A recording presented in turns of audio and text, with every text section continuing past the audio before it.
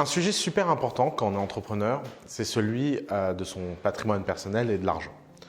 Après tout, vous ne faites pas ça que pour l'argent, mais très peu d'entre vous le feraient s'il n'y avait aucun argent à la clé. Alors l'argent, c'est un sujet, j'en ai déjà parlé dans Coup d'État saison 1, où il y avait toute une vidéo sur l'état d'esprit que vous pouvez regarder au sujet de l'argent. Là, j'aimerais être un peu plus concret et rentrer dans les sujets de patrimoine.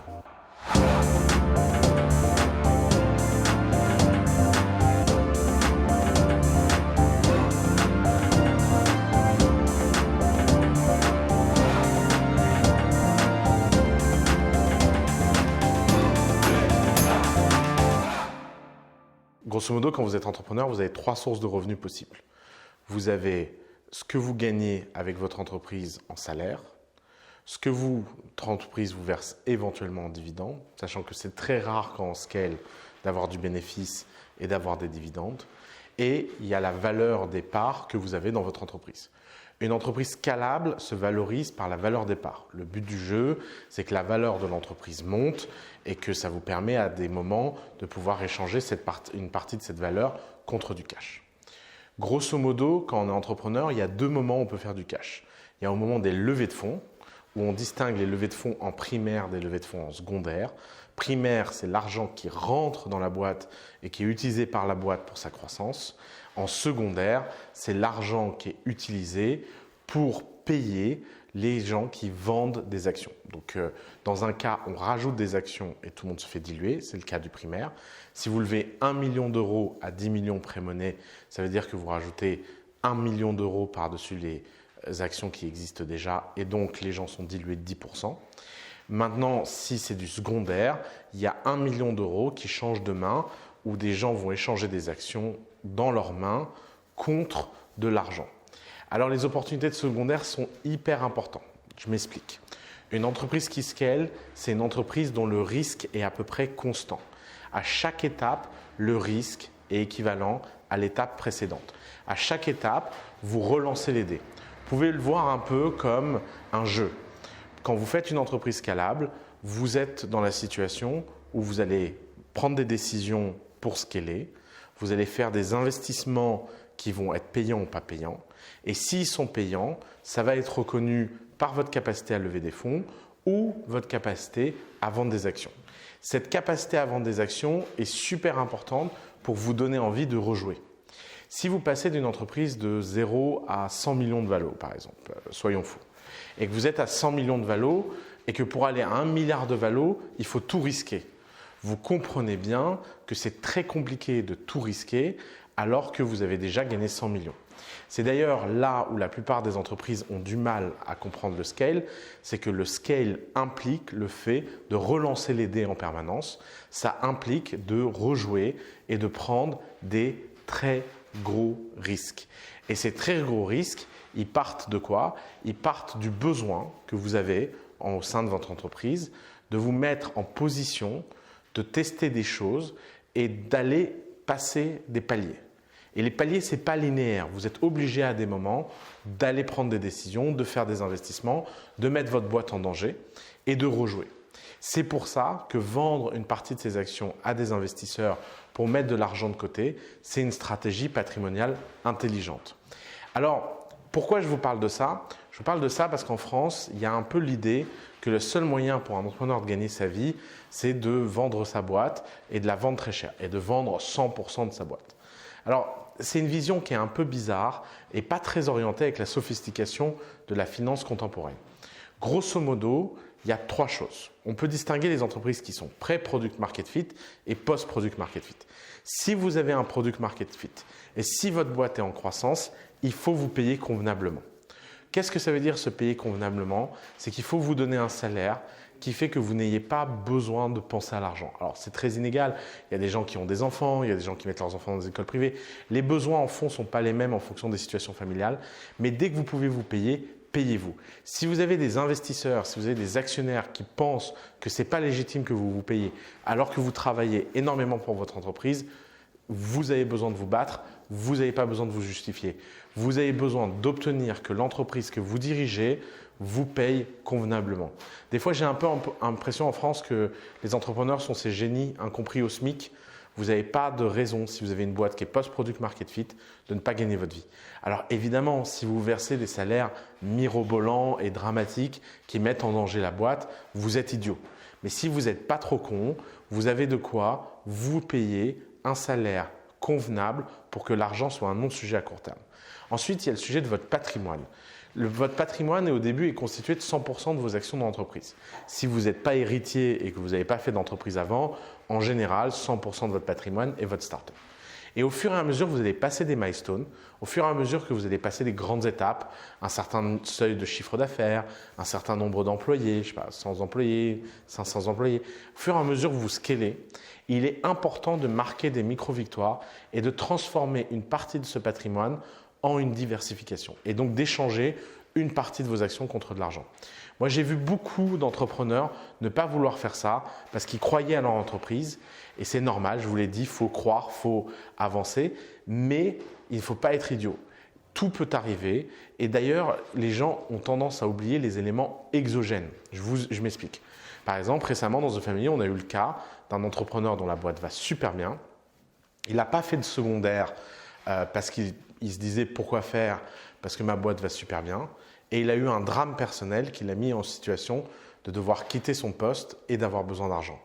Et bien ce drame exogène qui n'a rien à voir avec la vie de la boîte l'a mis dans une situation difficile parce qu'il n'a pas sorti d'argent au moment du momentum. Et maintenant qu'il doit partir pour des raisons personnelles, personne n'est motivé pour lui donner de l'argent parce que personne ne sait à quoi va ressembler l'entreprise lorsqu'il ne sera plus là. Donc l'optimisme, c'est bien, c'est important, il faut être optimiste, mais il ne faut pas être idiot, il faut s'assurer une certaine sécurité et une certaine stabilité. D'ailleurs, pensez à la libération mentale. Plus vous vous serez assuré une certaine sécurité et plus vous pourrez prendre des décisions audacieuses, fortes. Et d'ailleurs, c'est là où c'est hyper important de se sentir libre. Récemment, le fondateur d'une grande entreprise à succès à Paris m'a dit que s'il n'avait pas sorti de l'argent, il ne prendrait aucune des décisions qu'il prend aujourd'hui parce qu'il aurait trop peur de tout perdre. Donc, vous ne mettez pas dans la situation où vous avez peur de tout perdre. Mettez-vous dans la situation de vous protéger, de protéger les vôtres. Après tout, si vous êtes entrepreneur et que vous travaillez beaucoup plus que la moyenne, c'est aussi pour qu'à un moment, ça se reflète dans un gain financier réel. Alors, il y a un discours en France qui dit que, et d'ailleurs tenu par certains entrepreneurs à coup d'État, dans les événements coup d'État, c'est que pour être motivé, il faut être frugal. Je ne sais pas d'où vient cette idée. Et d'ailleurs, je sais très bien que c'est une idée qui est très, très partagée dans une certaine culture française qui a peur de l'argent et qui voit l'argent comme un vice. L'argent n'est pas un vice, l'argent est un confort. Si vous êtes le moins payé de la boîte, si votre boîte a le malheur d'avoir le moindre problème, vous allez le regretter très ardemment. Et en plus, cette idée que le patron ne doit pas être payé à la hauteur de son travail, c'est un mauvais signal. Si vous êtes trop payé, évidemment que ce n'est pas bon pour tout le monde, c'est démotivant. Si vous gagnez 100 fois plus que tout le monde dans votre entreprise, ça n'a pas de sens. Mais si vous gagnez moins que tout le monde, ça n'a pas de sens non plus, parce qu'un jour vous vous rendrez compte que vous avez dilué, que vous avez laissé des investisseurs rentrer, vous n'avez pas 100% de la boîte et que vous n'avez pas 100% de la valeur créée et que c'est normal d'être payé pour votre travail. Alors c'est quoi les grandes questions qu'on pose tout le temps sur l'argent ? C'est une bonne question, c'est un sujet que j'ai pas beaucoup abordé actuellement. Alors laisse-moi réfléchir. Ouais. Alors il y a un gros sujet qui est sur la mission d'Equity. Ouais. Pour les gens qui pigent jamais que dalle, genre tu vois, même chez nous la team, genre je me suis assis avec chacun d'entre vous au moins 1h30 pour leur expliquer chacun leur tour ce que ça voulait dire prendre de l'equity. Ce que ça impliquait comme genre mettre en perspective l'argent potentiel à gagner selon les milestones qu'on atteint, etc. Parce qu'en fait, on voit encore beaucoup de cas où quand tu proposes equity versus au salaire, les gens choisissent au salaire et ils ont le seul 5 ans après. Donc il y a ce truc-là. Donc comment tu transmets l'équipe en fait ? Ok. D'ailleurs, cette histoire que je vous ai racontée à propos de vous protéger en tant qu'individu, vous devez aussi ressentir cette responsabilité que vous avez au sein de votre équipe. Je pense qu'il est très important que des gens qui travaillent dur dans une start-up reçoivent de l'equity et participent au succès financier de l'entreprise. Alors, il faut éviter quelques erreurs de débutants. Par exemple, moi, avant, je faisais un truc où je disais aux gens, vous avez le choix entre un peu plus de salaire et moins d'equity, et plus d'equity et moins de salaire. Évidemment, les gens prenaient toujours plus de salaire et 5 ans plus tard, ils ont le seum, comme dirait Valentin. Alors évidemment, cette situation, elle est finalement de ma responsabilité. C'est pas facile pour un employé de se projeter sur qu'est-ce que ça veut dire prendre ce deal à court terme. Donc c'est à vous de faire des deals simples et c'est à vous de mettre les gens dans une situation où ils ne comprennent pas forcément la valeur sur le moment de l'equity que vous leur donnez. Et ça peut être terriblement frustrant pour un entrepreneur. À The Family, on donne de l'equity à tous les employés et des fois, ça me frustre. Je me dis, mais c'est pas possible de donner autant de valeur et que les gens ne s'en rendent pas compte et qu'ils viennent me casser les pieds pour 20 € sur leur fiche de paye. Mais en fait, à long terme, c'est important que les gens restent sur le bateau. Les problèmes de riches sont aussi graves que les problèmes de pauvres. Si votre entreprise réussit et votre entreprise scale, vous n'avez pas envie qu'elle s'arrête en bon chemin parce que les gens se rendent compte a posteriori qu'ils n'ont pas participé à l'histoire de création de valeur. Et ils seront très reconnaissants si vous avez pris les bonnes décisions. Donc mon conseil, il est d'impliquer avec un plan d'equity l'ensemble des salariés de votre entreprise le plus tôt possible. Et à chaque fois que vous avez une opportunité de sortir de l'argent personnellement, donnez cette opportunité à tout le monde. Ne vendez pas des actions dans votre coin sans laisser tout le monde vendre. Si vous vendez 20% de vos actions, laissez tous vos employés avoir la possibilité de vendre 20% de vos actions. Il y a une histoire très célèbre des fondateurs d'Airbnb qui ont organisé un petit secondaire pour se mettre à l'abri financièrement à un moment donné de leur développement. Et un de leurs actionnaires leur a conseillé de le mettre à disposition de tous les employés. Les fondateurs d'Airbnb disent que c'est l'un des meilleurs conseils qu'ils ont reçus et je comprends pourquoi. Parce que quand vous prenez ce genre de décision sur le coup, vous ne voyez pas forcément les conséquences, mais à long terme, la cohésion sociale de votre entreprise passe aussi par le fait que tout le monde se sente impliqué. Le problème, c'est qu'en France, les gens ne comprennent rien. Ils ne comprennent rien à ce que c'est des actions, combien ça vaut, quand est-ce qu'ils peuvent les vendre, etc. Alors, petit secret, vous pouvez expliquer 200 fois, à la fin, ils ne comprendront rien non plus. Ils ne comprendront que le jour où ça devient réel avec de l'argent sur leur compte en banque. Mais ce n'est pas grave, passez cette frustration, acceptez l'idée qu'ils ne vont pas forcément comprendre, essayez d'être pédagogue, essayez d'expliquer. Il y a de plus en plus d'outils, par exemple Equity à The Family, essayez de créer des guides, etc. pour les salariés. Siri. Siri wants equity. Évidemment, tout ça n'est pas important. Ce qui est important, c'est que vous preniez la bonne décision. D'ailleurs, ça me fait penser à une anecdote.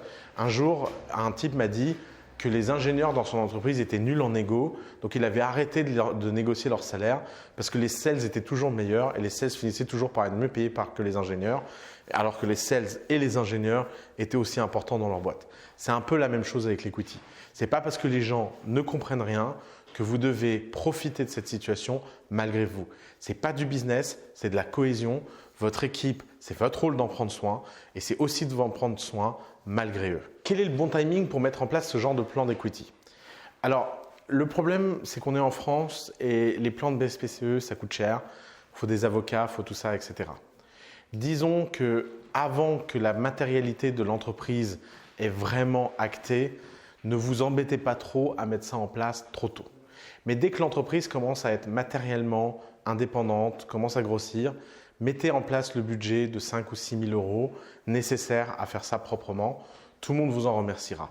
Évidemment, c'est d'une grande complexité juridique et ce n'est pas très grave si vous ne l'avez pas mis, si vous avez donné votre parole. Pourquoi?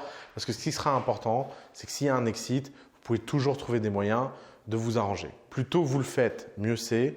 Et ce n'est pas si grave si vous le faites un peu plus tard. Il existe aussi le cas de certains d'entre vous qui nous regardez, qui n'ont pas envie de faire une boîte hyper scalable, qui ont envie d'apporter de la scalabilité de leur entreprise tout en gardant 100% de l'equity et 100% du contrôle. Ce n'est pas grave, c'est important, mais tout ce que j'ai dit s'applique aussi avec une autre forme de rémunération qui est les dividendes. Dans ce cas-là, dans votre cas à vous, ne réinvestissez pas 100% de vos profits, mettez un peu d'argent de côté pour votre avenir et pour le cas où vous avez peut-être plus envie de travailler sur votre boîte, ou votre boîte n'est plus le centre de votre vie. Pensez assurance. La vie est pleine d'optimisme et vous pouvez prendre des grands risques si vous savez construire des filets. N'hésitez pas à créer ce filet de sécurité, que ce soit par le salaire, les dividendes ou le fait de vendre une partie de vos actions. Au-delà de l'equity, l'une des grandes questions d'argent qui revient de façon récurrente quand vous scalez, c'est celle des salaires. Alors, malheureusement, il n'y a pas de secret. C'est le moment où vous êtes le plus désaligné entre votre équipe et le besoin de la boîte. Le besoin de la boîte, quand on scale, c'est de payer le moins possible les gens. Pourquoi? Parce que le scale a besoin d'investissement. L'investissement crée la croissance et la croissance passe par le fait que les gens ne captent pas trop de valeur. Si vous surpayez les gens ou si vous payez les gens trop bien, vous vous retrouvez dans la situation de ne pas avoir les moyens d'investir dans votre croissance. Et ça a un impact géométrique. Tout euro que vous ne mettez pas au travail de votre croissance, c'est un euro dont la croissance est perdue à jamais et dont le rendement de ces euros futurs sont perdus à jamais. Il y a un discours de George Washington, je crois, « Time is money », le temps c'est de l'argent, qui explique que chaque centime que vous ne gagnez pas, c'est un centime que vous n'épargnez pas et c'est un centime qui ne produira pas les intérêts. Alors cette obsession, évidemment, elle a comme limite la dignité, le fait de payer les gens correctement et surtout de payer les gens pour qu'ils soient motivés. Mais c'est là où il faut avoir des conversations ouvertes et sérieuses avec les gens par rapport à leur niveau de rémunération, comparer ce niveau de rémunération par rapport à ce qu'ils gagneraient ailleurs et ne surtout pas comparer ça à certains accidents. Par exemple, un cas typique, c'est quelqu'un qui vient vous voir et qui vous dit « voilà, je gagne 80 000 euros chez toi, on m'a proposé 120 000, c'est mon nouveau salaire de marché. » Non, c'est une opportunité. Si c'est important pour les gens, ils n'ont qu'à la prendre. Vous trouverez quelqu'un d'autre, mais vous ne pouvez pas suivre les entreprises qui payent au-dessus du prix de marché. Il y a des entreprises qui ont des marges énormes, qui payent leurs gens bien au-dessus du marché pour être très attractives. Quand vous êtes une entreprise qui scale, vous ne pouvez pas être en concurrence avec ces entreprises-là. Et d'où l'intérêt de donner de l'equity, d'où l'intérêt de mettre les gens et de les rendre responsables du succès futur. C'est très, très, très important de garder les salaires en contrôle. Donc, quand votre équipe vient vous challenger et vous demande des augmentations de salaire, vous devez comprendre que ces augmentations de salaire ne peuvent pas être continues, elles ne peuvent pas être aléatoires. Il faut absolument, dans une entreprise qui scale, mettre en place des politiques de rémunération et lier ces politiques de rémunération avec des objectifs clairs dans l'entreprise. Par exemple, une entreprise de The Family publie son business plan et dit aux salariés « voilà le business plan qu'on a promis à nos investisseurs. Tout ce qu'on fait au-dessus, on en redistribuera une partie. » Donc, grosso modo, si l'objectif de l'année, c'est de faire 8 millions de chiffre d'affaires, si l'entreprise atteint 9, 10 ou 11, ils prennent ce surplus, ils prennent 30% de ce surplus et le divisent à part égale dans l'entreprise. Vous voyez, ça, c'est une façon saine de rendre les gens responsables de la valeur. Il y a des années où ils explosent tout, il y a des années où ils n'atteignent pas leurs objectifs et personne n'a de bonus. Mais c'est important de comprendre que les primes et les bonus ne sont pas indus au travail, mais indus à la performance. Il faut sortir de la culture du travail et rentrer dans la culture de la performance. Et la performance, c'est que si ça marche, ça paye. Si ça ne marche pas, ça ne paye pas. La bonne façon de payer les gens, c'est d'avoir une double tension. Il y a la paie minimum, qu'on va appeler le Minimum Viable Pay, MVP. Et il y a la paie qu'on touche parce que l'entreprise va bien. Il faut dissocier les deux. Grosso modo, dans une entreprise qui scale, il faut que les gens comprennent ce qu'ils vont recevoir et qu'est leur dû en échange de leur travail, et ce qu'ils vont recevoir et qu'est leur dû en échange de leur performance. Ce qu'ils vont recevoir en échange de leur travail doit leur permettre de vivre sans se poser de questions. Et ça se détermine par des questions de coût. Par exemple, Buffer a fait une grille de salaire qui différencie les gens qui travaillent à Londres, des gens qui travaillent à Paris et des gens qui travaillent en Thaïlande parce que le coût de la vie n'est pas le même. Et ce n'est pas idiot de prendre en compte des éléments exogènes pour pas que les gens soient en galère pour louer un appart ou aient des problèmes extérieurs qui viennent affecter leur travail. Maintenant, ce package-là, par définition, est limité par rapport au package final qui est que celui que dans une entreprise où les gens performent, les gens doivent être bien payés. Et la limite à ça, c'est évidemment le prix de marché où en fait, à un moment donné, vous ne pouvez pas payer les gens plus que ce que les meilleurs sur le marché offrent parce que vous ne pouvez pas être inflationniste à l'infini. Encore une fois, s'il y a des bénéfices, ces bénéfices doivent être utilisés pour la croissance et cette croissance est plus importante que tout. D'où l'intérêt de donner de l'equity qui prend le relais. Donc grosso modo, vous avez la paie de base qui doit permettre aux gens de vivre convenablement. vous avez la performance qui permet aux gens d'avoir un reward à court terme et vous avez l'equity qui permet de célébrer le succès à long terme.